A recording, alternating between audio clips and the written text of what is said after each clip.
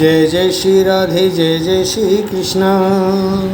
मित्रों, मैं पंडित महेश पाठक श्री धाम वृंदावन से, हमारा यूट्यूब का चैनल ज्योतिष सेवा वृंदावन, उसी चैनल के माध्यम से मैं अपने सभी प्यारे दर्शकों का स्वागत करता हूं, आपका हार्दिक अभिनंदन करता हूं। मित्रों, आज की बात करेंगे राहु का जो गोचर मीन राशि में होने जा रहा है उसके बारे में बात करते हैं आपसे। देखिए, हमारा पिछला वीडियो हमने आपके लिए बनाया था मेष राशि का, राहु का जो गोचर है वो आपके लिए कैसा रहा है।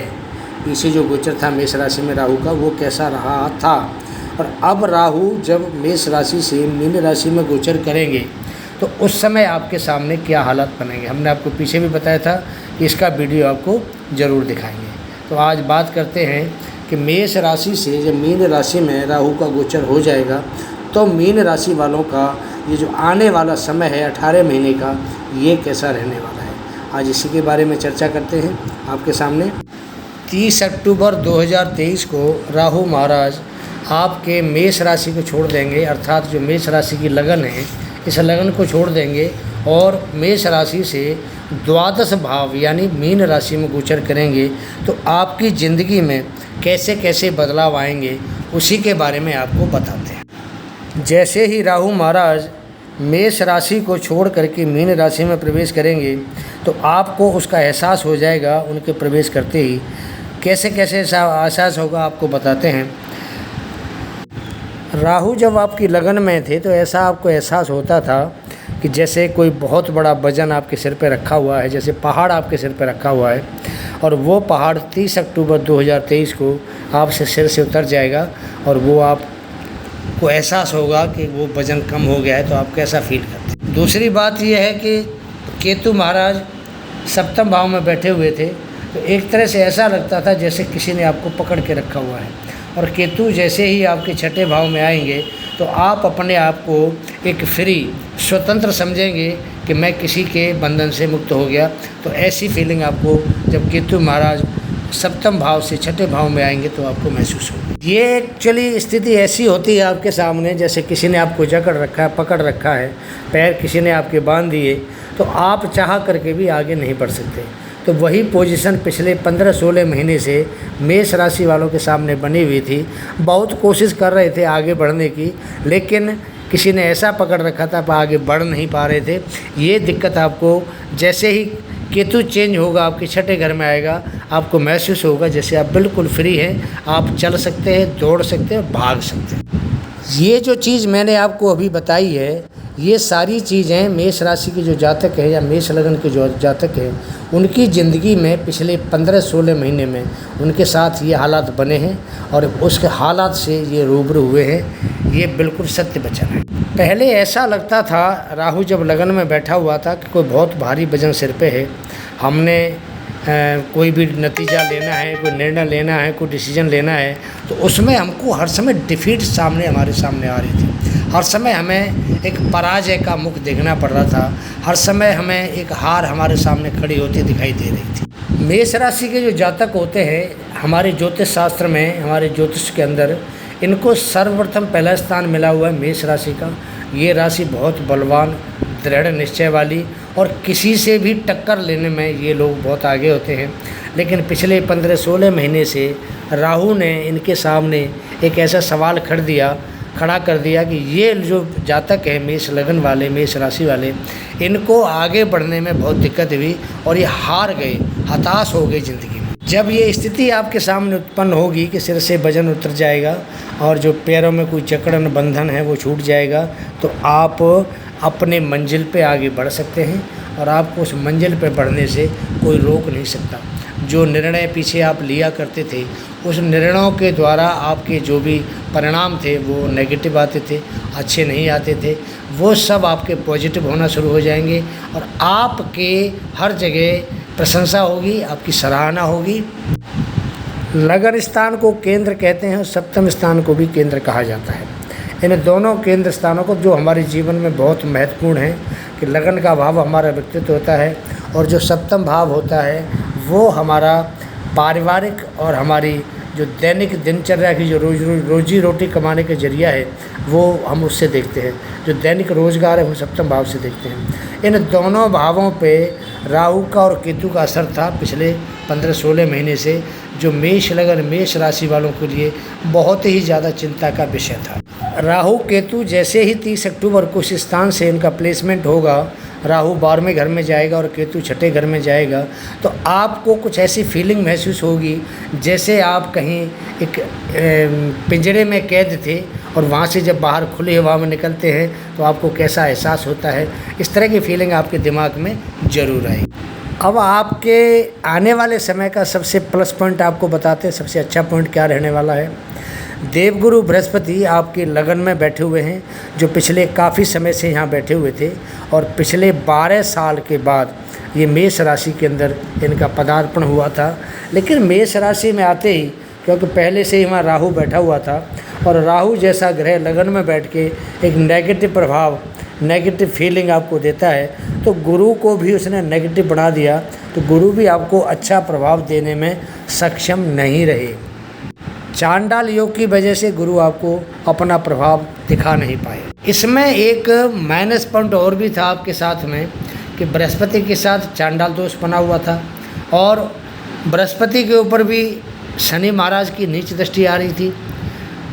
उसके बाद राहु को जो बल मिल रहा था बृहस्पति की शनि की दृष्टि से, क्योंकि शनि राहु को भी देख रहे थे, तो राहु के अंदर एक नेगेटिव ताकत उभर के सामने आ रही थी, जो मेष राशि वालों को निर्णय सही लेने में रुकावट दे रही थी।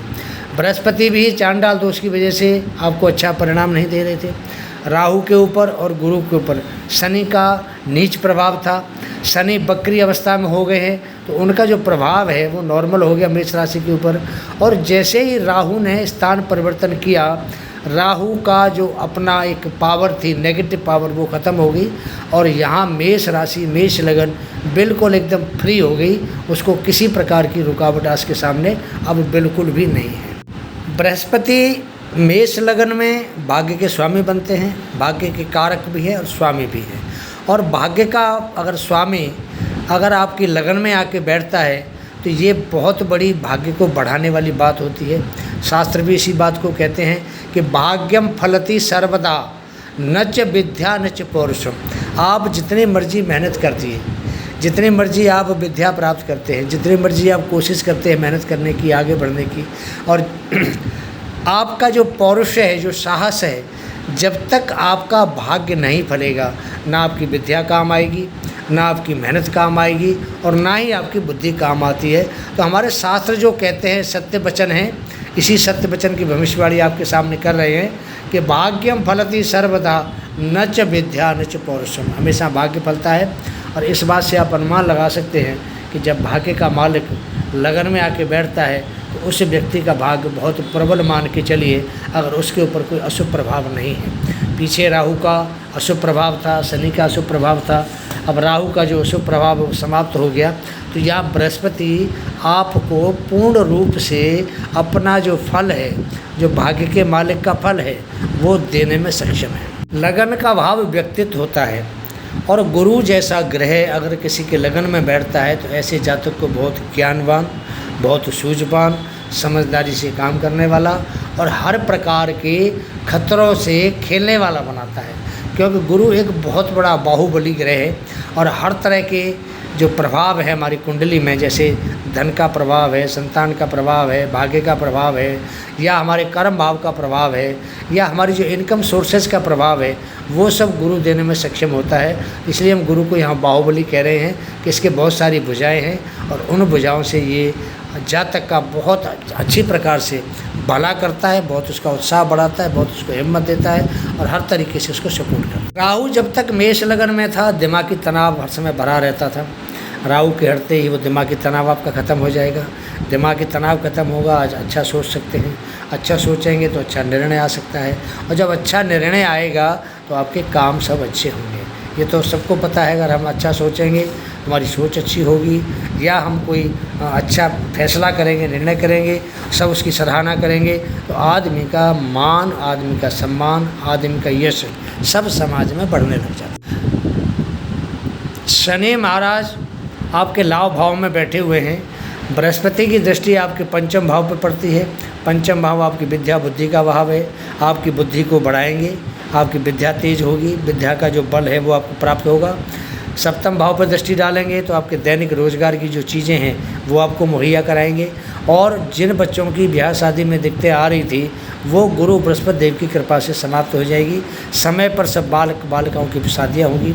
पति पत्नी के जो संबंध मधुर नहीं थे, बृहस्पति की दृष्टि के द्वारा वो संबंध मधुर होंगे। आपसी जो प्यार है वो बढ़ेगा। और सबसे बड़ी बात यह है कि बृहस्पति की जो दृष्टि है स्वयं अपने भाव पर यानी भाग्य भाव पर पड़ रही है, तो यहाँ बैठ कर के भाग्य को बहुत ज़्यादा बल मिलता है। और जब बल मिलता है, भाग्य फलता है, तो सारे काम बड़े आसानी से सुलभ हो जाते हैं। हर चीज़ आसानी से सुलभ हो जाती है। द्वादश भाव में राहु का गोचर थोड़ा सा ठीक नहीं होगा, क्योंकि द्वादश भाव एक्चुअली हमारे खर्चे का भाव होता है, व्यय का भाव होता है।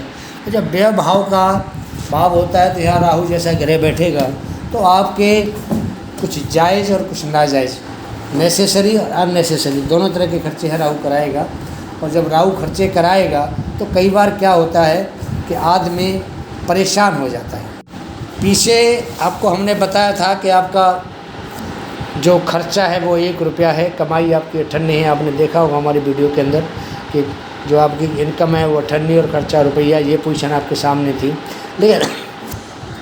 लेकिन अब जो हालात हैं आपके सामने वो बिल्कुल विपरीत होंगे। खर्चे तो बढ़ेंगे आपके, क्योंकि राहु जैसा ग्रह आपके खर्चे के भाव में बैठ गया है। लेकिन यहाँ आपके लिए एक प्लस पॉइंट ये है कि राहु बैठ गया है, खर्चे कराएगा 1 रुपया, 2 रुपया, 3 रुपया, लेकिन जो इनकम होगी आपकी वो 5 रुपये हो सकती है, 6 रुपये हो सकती है। जैसे मैंने पहले कहा था कि आमदनी 98 खर्चा रुपया, अब इसका उल्टा हो गया है। आमदनी रुपया और खर्चा 98 उल्टा हो गया है। अगर खर्चे भी कराएगा राहु तो बृहस्पति लगन में बैठे हैं, शुभ ग्रह है, भाग्य के मालिक हैं, उन खर्चों को पूरा कर देंगे। ये धन भाव के कारक भी है, उन खर्चों को पूरा करेंगे और बचत कराएंगे आपकी अगर 98 खर्च हो रही है तो आपके पास 98 बचती है, 98 बचेगी तो उसको आप सेव कर सकते हैं, उसको बचत कर सकते हैं। और 98 का मतलब ये नहीं कि 50 पैसे, एक आपको उदाहरण दे रहे हैं कि आप कमाएंगे 100 रुपये तो खर्चा 50 रुपये होगा आपका। 50 होगा तो 50 को आप सेव कर सकते हैं। अपने घर के खर्चे पूरे करने के बाद भी आपको सेविंग यहाँ हो सकती है। आपने हमारे पिछले वीडियो कई सारे देखे होंगे। हमारे वीडियो के अंदर कोई बनावटी बातें नहीं होती हैं, जो हकीकत है वही आपको बयान करते हैं। हमें व्यूज़ की इतनी चिंता नहीं है कि हमारे व्यूज़ आने चाहिए। हम समाज के साथ में किसी प्रकार का धोखाधड़ी वाला काम नहीं करते हैं। जो हकीकत है वही आपको बताते हैं और वही आपको हम आज भी बता रहे हैं। आपके सामने जो बोला जा रहा है ये सारी सत्य भविष्यवाणी है। राहु 12वें घर में मीन राशि में बैठा है। मित्रों, राहु का और केतु का कोई भी अपना घर नहीं है, क्योंकि इनको छाया ग्रह माना गया है। इनको कोई भी घर नहीं दिया गया है। इनके बारे में हमारे ज्योतिष शास्त्र कहता है कि ये जिस राशि में बैठते हैं उस राशिपति के हिसाब से काम करते हैं, उस राशिपति जैसा परिणाम देते हैं। या जिस ग्रह के साथ बैठते हैं उस ग्रह जैसा परिणाम देते हैं जैसा वो ग्रह है। अगर खराब ग्रह है तो खराब परिणाम देंगे, अच्छा ग्रह है तो अच्छा परिणाम देंगे।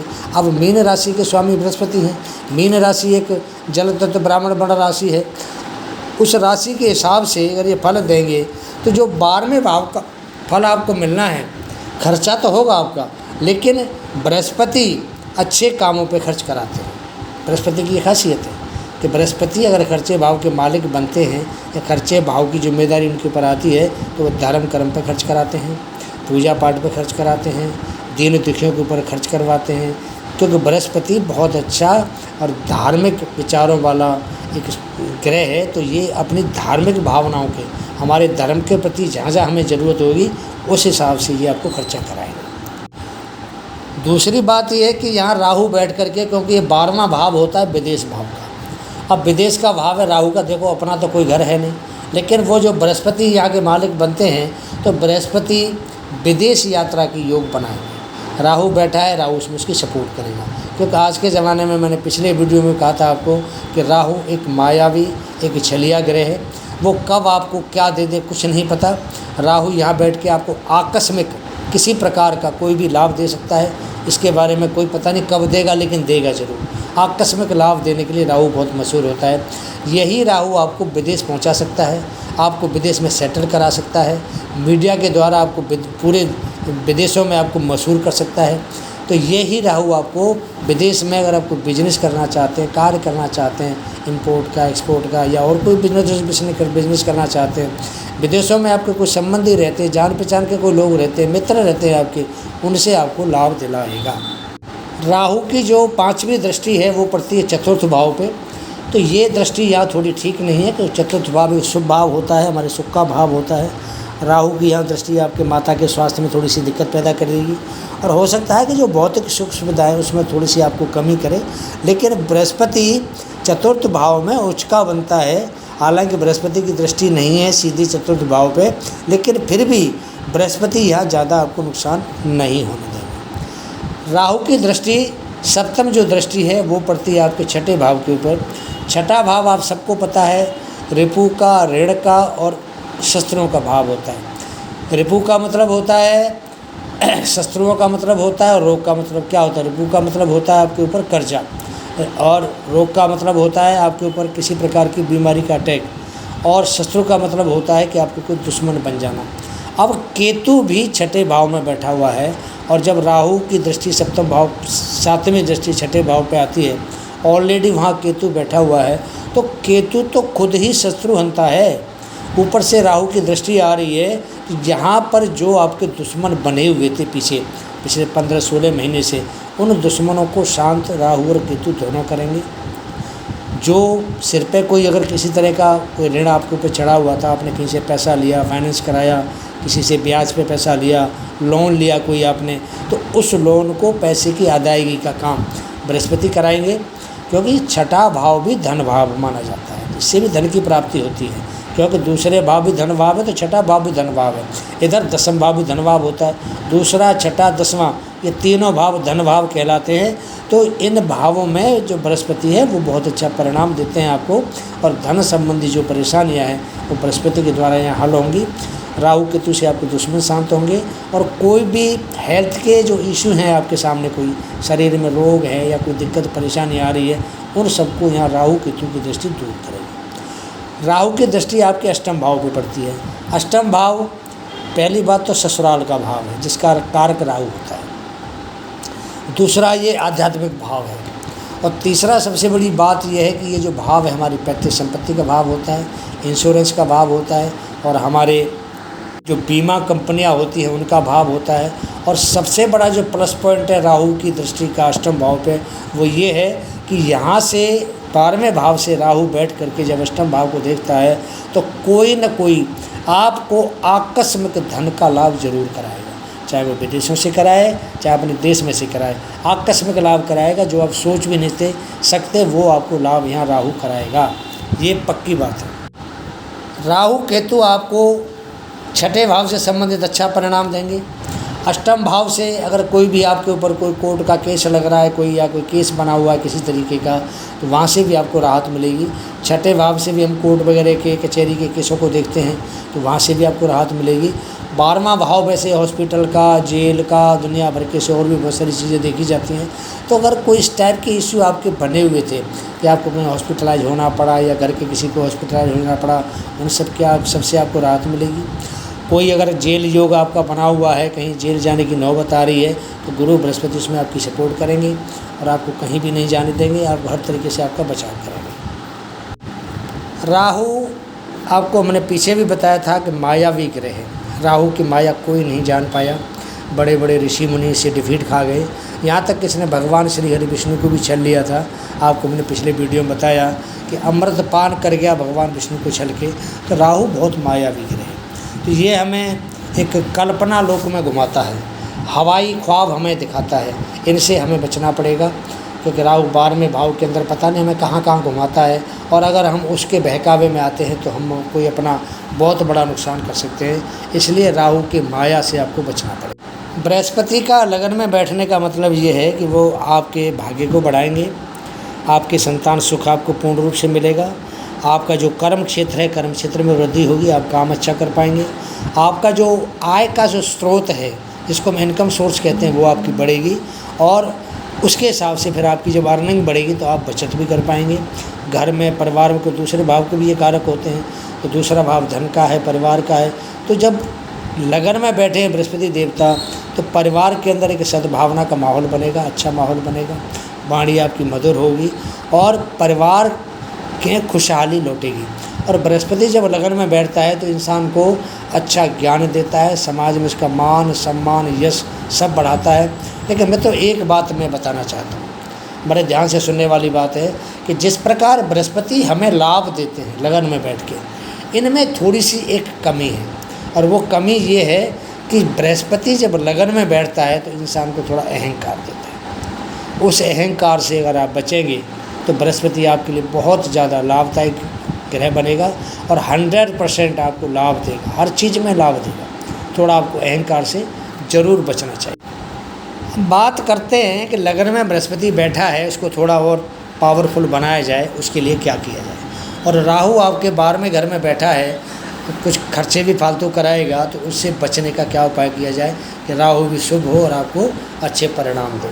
तो पहले बृहस्पति की बात करते हैं आपके सामने। देखिए, बृहस्पति को शुभ करने के लिए सबसे बढ़िया उपाय है विष्णु सहस्त्र नाम का पाठ करना। ये बृहस्पति के लिए सबसे बेस्ट उपाय है। अगर विष्णु सहस्त्र नाम का पाठ करते हैं तो बृहस्पति, क्योंकि विष्णु को गुरु का रूप दर्जा मिला हुआ है और वही गुरु का रूप बृहस्पति के अंदर है, तो अगर विष्णु सहस्त्र नाम का पाठ करते हैं तो गुरु आपके फेवर में काम करेगा। दूसरा उपाय इसके लिए कि आप हमेशा माथे पे और नाभि पे रोज़ाना हमेशा लगाइए, रोज़ाना लगाइए।